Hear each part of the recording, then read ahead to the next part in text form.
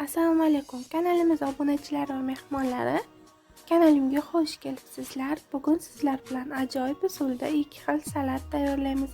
Buning uchun bizga ekranda ko'rsatilgan masalliqlar kerak bo'ladi. Avvalambor hammasini qaynatib, archib tozalab olamiz. Qaynatilgan tovuq go'shti, bodring, svejiy bodring, kolbasa, garoq, makkajo'xori, qizil lavlagi, tuxum, sabzi va mayonez kerak bo'ladi. Birinchi bo'lib ishimizni mimoza salatdan boshlaymiz. Avvalambor kartoshkalarimizni qirg'ichni katta tishidan o'tkazib, qolib qo'yilgan tarelkamizga terib olamiz. Ekranda ko'rsatilgandek qilib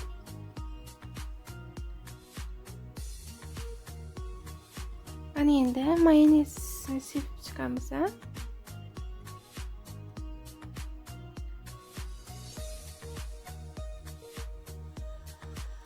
Ana endi sabzimizni chorkadan o'tkazib, ustidan terib chiqamiz. Va yana mayonez sepib chiqamiz. Hamma masalliqlarimizni birin-ketin terib olishimiz kerak. Ana endi qaynatilgan tovuq go'shtini maydalab oldim. Mana shuni qo'yib chiqdim, bir tekis qilib. Va yana mayonez sepamiz. Hamma masalliqlarni birin-ketin terib, mayonez sepishimiz kerak bo'ladi. Qirg'ichdan o'tkazilgan qizil lavlagimizni terib olamiz. Ekranda ko'rsatilgandek qilib yana mayonez sepib olamiz.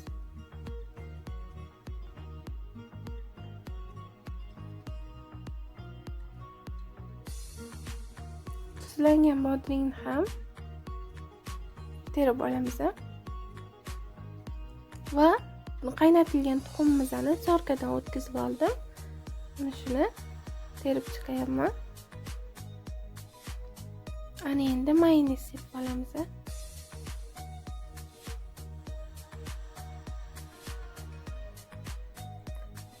Endi makkajo'xorimizni qo'yib olamiz. Men tuz sepmadim, sababi makkajo'xori, sho'rbodring va mayonez qo'shganimga tuzi yaxshi bo'lib ketdi. Ana endi chorkani mayda tishidan o'tkazilgan kartoshkamizni terib olamiz.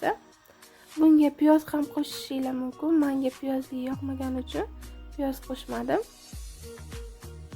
Ana endi tuxumimizni sarig'ini chorkani mayda tishidan o'tkazib olamiz. Va endi oxirgi qavati sabzimizni chiroyli qilib terib olishimiz kerak. Bostirib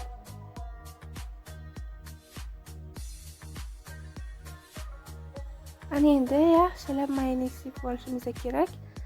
Eng so'nggi qavati bo'lganligi uchun mana ekranda ko'rsatilgandek qilib, xohlasanglar sir sepishingiz mumkin, xohlasanglar tuxum oqini mana shunaqa qilib sepib olishingiz mumkin. Ana endi tabga ko'ra bezatishingiz mumkin, hamma xohlaganicha. Men mana shunaqa qolipcha yordamida qizil lavlagi va sabzidan foydalandim. Mana ko'rib turganingizdek mana shunaqa chiqdi. Juda ham ajoyib, juda ham zo'r chiqadi. Ana endi qolipimizni olishimiz kerak bo'ladi. O'zi sug'uriladi birdaniga. Juda ham ajoyib, juda ham ko'rinishlari ham chiroyli bo'lib chiqadi. Albatta tayyorlab ko'ringlar, inshaalloh sizlarga yoqadi. Mana ichlarini ham kesib ko'rsatganman. Bu meni eng sevimli salatlarimdan biri. Mana ichlari ham juda ham ajoyib. Albatta tayyorlab ko'ring.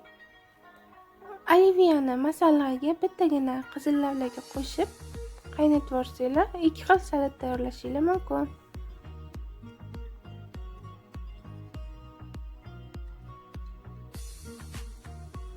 Ana endi qolgan masalliqlardan oliviya tayyorlaymiz. Kolbasa, hamma narsa ikkitadan olib qolganman oliviyaga. Hammasini kichkina kubik shaklida to'g'raymiz. Hamma bilsa kerak.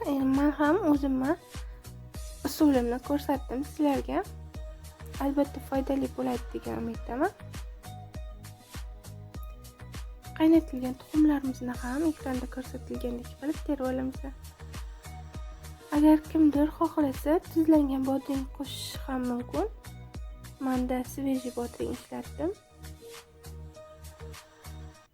Kolbasalarimizni ham kubikcha shaklda to'g'rab olamiz va garohimizni qo'shib, tabga ko'ra mayonez solib, bir xil massaga keltiramiz. Ana endi tabga ko'ra bezatib, dasturxonimizga tortishimiz mumkin. Mana shunaqa qolipchadan foydalandim. Mana ekranda ko'rsatgandek bezatib oldim. Bu ham juda ham ajoyib chiqadi, hamma biladi. Video sizlarga foydali bo'ldi degan umiddaman. Agar video yoqqan bo'lsa, obuna bo'lib, like bosishni unutmang. Kelasi videoda ko'rishguncha Allohga omonat bo'ling.